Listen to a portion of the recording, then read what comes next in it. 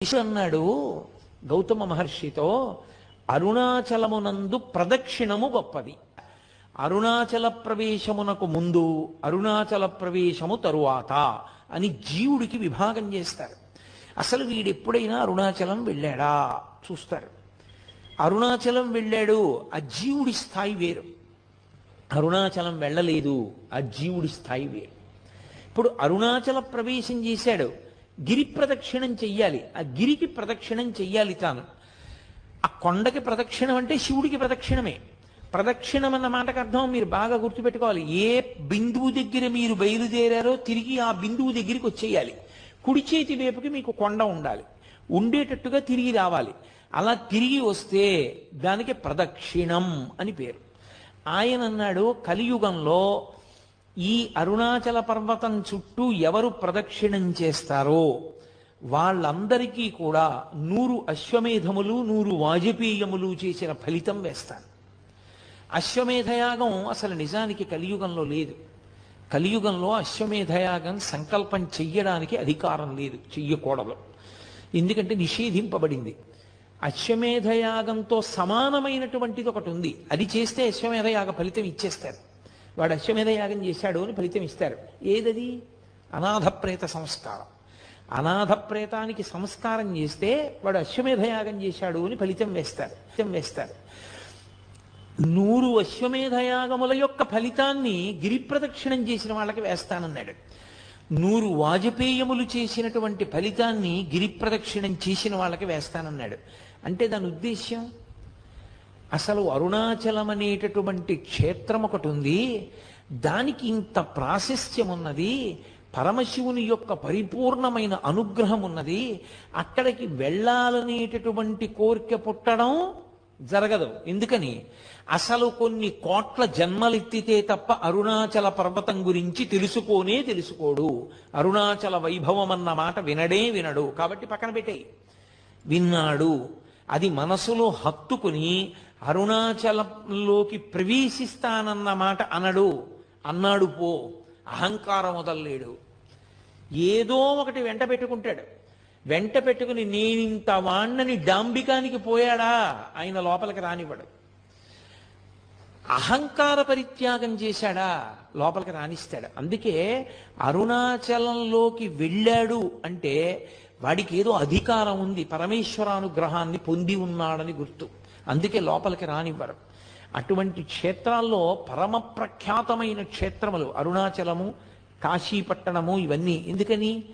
అగస్త్య మహర్షి స్కాంద పురాణంలోనే కుమార సంహితలో చెప్తారు, ఎన్నో క్షేత్రాలకు వెళ్ళి నమస్కారం చేసినటువంటి పుణ్యము పరిపాకమైతే కాశీపట్టణంలోకి రావడానికి అర్హత వస్తుంది. అసలు అన్ని క్షేత్రాలకి జీవుడు ఎప్పటి నుంచో వెడుతుంటే ఆ ఫలితం ఉంటే తప్ప కాశీలోకి వెళ్ళలేడు. కుదరదు, అవతలబమ్మన్నారు. ఇక అరుణాచలం తత్తుల్యం, అంత గొప్పది. అరుణాచల ప్రవేశము అంత తేలికైన విషయం కాదు. అలా ఆర్తి కలిగిన వాళ్ళకి చిన్న చిన్న విషయాల దగ్గర నుంచి పెద్ద పెద్ద విషయాల వరకు ఆయన అనుగ్రహించాడు ఆ ప్రదక్షిణ తత్వంలో. అందుకే కామ్యమునందు కూడా మీకు ప్రత్యేకంగా కోరి ప్రదక్షిణం చెయ్యక్కర్లేదు. ఆదివారం నాడు ప్రదక్షిణం చేశాడనుకోండి, ఆదివారం నాడు ప్రదక్షిణం చేసి వచ్చేస్తే సూర్యమండలాన్ని భేదిస్తాడు జీవుడు. శరీరం పడిపోయిన తర్వాత శరీర పతనానంతరము సూర్యమండలాన్ని ఛేదించి కైలాసంలో శివలోకానికి వెళ్ళి శివ సాన్నిధ్యమును పొందుతాడు. ఒక సోమవారం నాడు ప్రదక్షిణం చేశాడనుకోండి, జరామృత్యువులను దాటతాడు.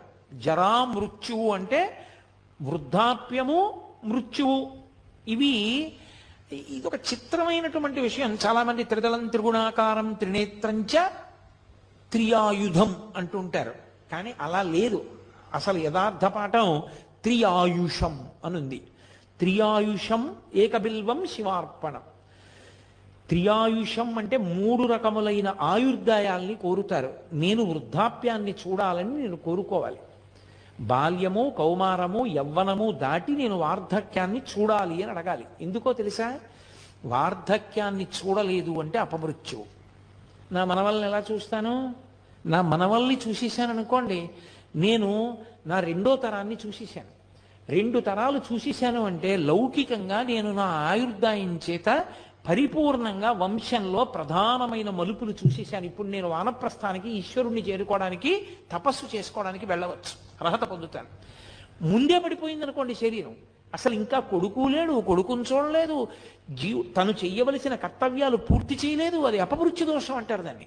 అలా పడిపోకూడదు శరీరం.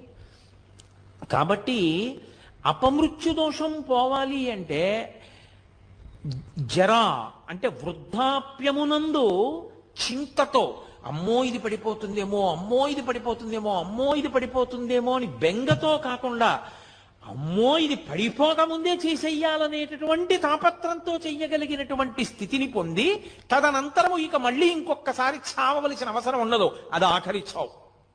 అంటే ఇంకోసారి పుట్టడని గుర్తు. పుడితే కదా చావడం. అది ఆఖరి వృద్ధాప్యం. ఆ ఆఖరి వృద్ధాప్యం భయంతో ఉండదు, ఆ ఆఖరి వృద్ధాప్యం త్వరతో ఉంటుంది. ఓ జుట్టు తెల్లబడిపోతోంది, 60 వచ్చేసాయి, చేసేయాలి గబగబా మంచి కార్యక్రమాలన్నీ. ఈపాటి ఓపిక ఉండగా సంధిబంధములు సడలిపోకముందే ఈశ్వరారాధన చేసేయాలి, ఈశ్వరుడిచ్చిన సమయాన్ని సాధ్యమైనంత వెచ్చించేయాలి అని త్వర కలిగి భగవదారాధన యందు మగ్నుడవుతాడు.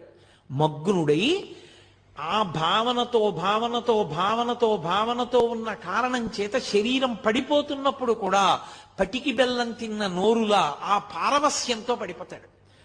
పడిపోయిన కారణం చేత భగవంతుని యొక్క స్మరణలతోనే వెళ్ళిపోయాడు కాబట్టి ఇక మళ్ళీ రాడు కాబట్టి ఇక ఇంకొకసారి చావడు, ఇంకొకసారి పుట్టుక లేదు, ఇంకొకసారి మరణము లేదు. అందుకని జరామరణములను దాటాలి అంటే సోమవారం నాడు ప్రదక్షిణం చేయాలి. నువ్వు వేరే ఏమీ అడగక్కర్లేదు. ఏ రోజు ప్రదక్షిణం చేసినా ఫలితమే. ఈ కాలమా ఆ కాలమా అలా ఏం లేదు. మంగళవారం నాడు ప్రదక్షిణం చేస్తే సార్వభౌమత్వము. అయితే నేను ఇక్కడ మీకు ఒక మాట చెప్పవలసి ఉంటుంది. స్వయంగా భగవాన్ రమణులు చెప్పిన మాట. అరుణాచలంలో అరుణగిరికి ప్రదక్షిణానికి మంగళవారము శ్రేష్టము, చాలా మంచిది. మంగళవారం నాడు గిరి ప్రదక్షిణం చేస్తే ఎందుకో తెలుసా?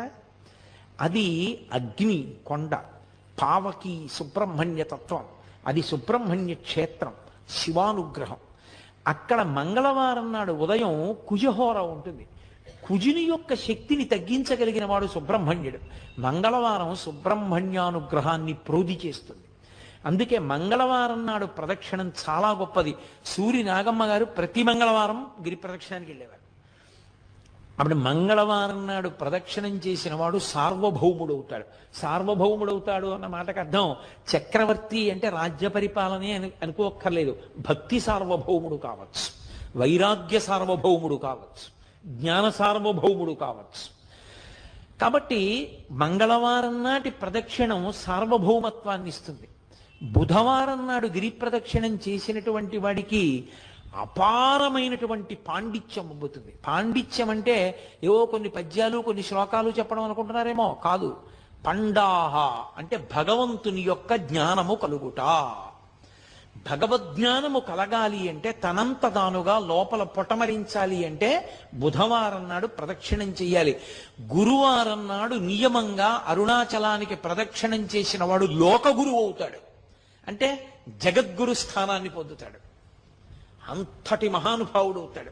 అంటే బహుశః లోకం కోసం పుట్టిన కారణజన్ముడే తప్ప కర్మ అనుభవించడానికి పుట్టిన జన్మ కాదది. అటువంటి స్థితిని పొందుతాడు. శంకర భగవత్పాదులు, ఒక చంద్రశేఖరేంద్ర సరస్వతి మహాస్వామి వారు, ఒక చంద్రశేఖర భారతీ మహాస్వామి వారు, నృసింహ భారతీ మహాస్వామి వారు, వీళ్ళందరినీ జగద్గురువులు అంటారు. ఆ జగద్గురు స్థానాన్ని అలంకరిస్తాడు. అది గురువారం నాడు జరిగేటటువంటి. ఇక శుక్రవారం నాడు అపార సంపత్తి, ఇహమునందు విశేషమైనటువంటి ఐశ్వర్యాన్ని పొంది అంత్యమునందు విష్ణుపథాన్ని పొందుతాడు. విష్ణుపథం అంటే వైకుంఠం, వైకుంఠాన్ని పొందుతాడు. అది శుక్రవార ప్రదక్షిణ. శుక్రవార ప్రదక్షిణంలో సంపత్తి అన్న మాట నేను వాడినప్పుడు ఎంత డబ్బు వస్తుందండి అని నన్ను అడక్కండి. సంపత్తి అన్న మాటకు అర్థం ఏమిటో తెలుసా? తృప్తి. నాకున్న దాంతో నేను తృప్తిగా ఉండడమే ఐశ్వర్యం.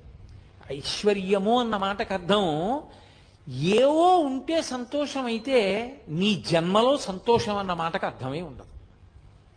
ఎన్ని తెచ్చి నీ దగ్గర పెట్టినా నీకు ఇంకా లేనిదోటి ఉంది. నీకు ఏది ఉందో దాన్ని చూసుకుని మురిసిపోవడం నీకు అలవాటైతే నిన్ను మించిన ఐశ్వర్యవంతుడు ప్రపంచంలో లేడు.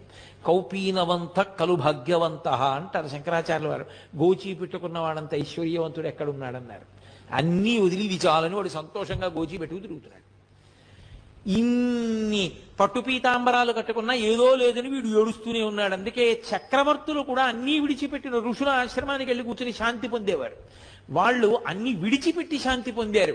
అన్ని ఉండి అశాంతిలో వీడుంటాడు. శాంతి ఐశ్వర్యం. అందుకే మనకి సనాతన ధర్మంలో ఏం చేసినా ఓం శాంతి శాంతి శాంతి అని పూర్తి చేస్తారు. శాంతిని మించిన పరమైశ్వర్యం, తృప్తిని మించిన పరమైశ్వర్యం లోకంలో ఇంకోటి లేదు. నాకు ఈశ్వరుడు ఇది ఇవ్వలేదని ఏడిచేవాళ్ళు చాలా మంది ఉంటారు. నాకు ఈశ్వరుడు ఏమివ్వలేదని అడిగేవాడు కోట్ల కోట్ల మందిలో ఒక్కడే ఉంటాడు. అలా అడగగలగాలి అంటే వాడు నిత్యతృప్తుడై ఉండాలి. వాడు బ్రాహ్మణుడు. వాణ్ణి మించిన బ్రాహ్మణుడు లేడు. అందుకే వ్యాసుడు దేవి భాగవతం చెప్తూ పరమేశ్వరుడు కూడా ఎవరి పాదములకు నమస్కరిస్తాడని అడిగాడు. అడిగి సంతోషోహి ద్విజన్మనాం, నాకు ఇది కావాలన్న కోరిక మనసులో లేకుండా, ఎప్పుడు నాకు అసలు ఏం లేదన్న దాని మీద దృష్టి లేకుండా, నాకు ఈశ్వరుడు ఏమివ్వలేదని మురిసిపోయేవాడు ఎవడున్నాడో అటువంటి బ్రాహ్మణుడి పాదములు కడిగి ఆయన పాదములకు నేను నమస్కారం చేస్తానన్నాడు పరమేశ్వరుడు.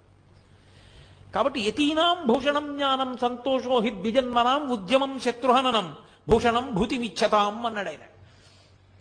కాబట్టి అది ఐశ్వర్యం అంటే. కాబట్టి ఇహమునందు సంపత్తి, విష్ణు పథమునందు స్థానము. శుక్రవారం నాడు ఆ గిరికి ప్రదక్షిణం. అలాగే శనివారం నాడు చేస్తే గ్రహపీడా విముక్తి. మీరు ఒక్క మాట చాలా జాగ్రత్తగా జ్ఞాపకం పెట్టుకోవాలి. గ్రహపీడా విముక్తి అన్న మాటకు అర్థం ఏమిటో తెలుసా అండి? ఆ గ్రహం మిమ్మల్ని బాధించడం మానేస్తుంది అని కాదు. మరి ఇంకెందుకండి గ్రహపీడా విముక్తి అని మీరు నన్ను అడగచ్చు. గ్రహములకు ఈశ్వరత్వము లేదు. గ్రహములకు ఈశ్వరత్వం లేదు. అందుకే నేను మీతో ఒక మాట చెప్తాను. ఒక దేవాలయంలో అనేకమైన దేవతామూర్తులు, నవగ్రహ మంటపం, గోపూజ జరుగుతున్నాయి అనుకోండి. మీరు ఏదైనా మరిచిపోవచ్చేమో కానీ గోవుకి ప్రదక్షిణం చేయకుండా మీరు వెళ్ళకూడదు.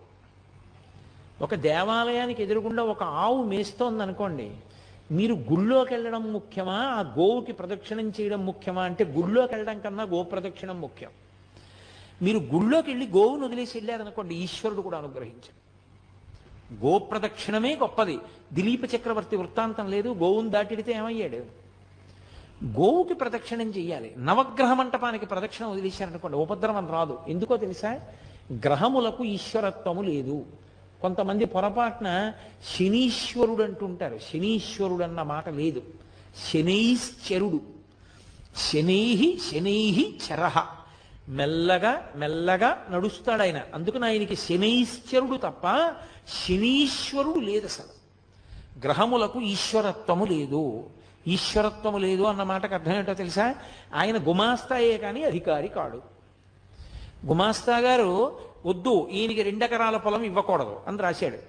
కలెక్టర్ గారు ఫైల్ చూసి అక్కర్లేదు, ఇతనికి ఇవ్వచ్చు, పేదవాడు పాపం, ఇతనికి ఇవ్వడానికి తగిన కారణాలు నాకు కనపడుతున్నాయి కాబట్టి 2 ఎకరాలు ఫలానా చోటు ఇతనికి ఇవ్వండి అని రాశాడు. గుమాస్తా మాట నెగ్గుతుందా? గ్రహబాధ విముక్తి అన్న మాటకు అర్థం ఏమిటో తెలుసా? గ్రహముల యొక్క పీడ కింది స్థాయికి వెళ్ళిపోతుంది. ఈశ్వరుడు పిలిచి అంటాడు, వాడిని నువ్వు బాధ పెట్టడానికి వీలు లేదు. ఇప్పుడు పాము కరవాలి వాణ్ణి చీమ కరుస్తుంది. అంటే గ్రహం ఈశ్వరుడి మాటని బట్టి బాధించడంలో కింది స్థాయికి వెళ్ళిపోతుంది. అప్పుడు అసలు మిమ్మల్ని బాధించినట్టు ఉండదు. పాము కరిస్తే పడినటువంటి బాధ వలన పోవలసిన పాపం చీమ కరిచిన బాధని పాము కరిచిన బాధతో సరిపెట్టి పోగొడతారు. కొంతమందిని చూడండి, కారాగారంలోంచి సత్ప్రవర్తన వలన విడుదల చేసేసామంటారు.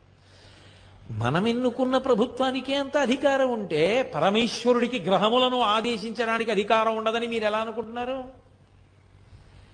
అది గ్రహపీడా విముక్తి అంటారు దాన్ని. అది శనివార ప్రదక్షిణం చేత కలుగుతుంది. కాబట్టి అసలు అరుణాచలానికి వెళ్ళి గిరి ప్రదక్షిణం చేసినటువంటి వాడికి పరమశివుడు గౌతమ మహర్షితో చెప్పిన మాట ఏమిటో తెలుసా? వాడికి ఆయనము, రోజు, ఋతువు, తిథి, నక్షత్రము, వారముతో సంబంధము లేదు ఎప్పుడైనా సరే. అయితే ఈశ్వరుని యొక్క అనుగ్రహము కాలమునందు విశేషమైతే ఉత్తరాయణ పుణ్యకాల ప్రవేశము, అలాగే ఒక గ్రహణ సమయమునందు, అలాగే ఒక పౌర్ణమి తిథి ఎందు, అటువంటప్పుడు ప్రదక్షిణం చేస్తే విశేష ఫలితము సంక్రమిస్తుంది.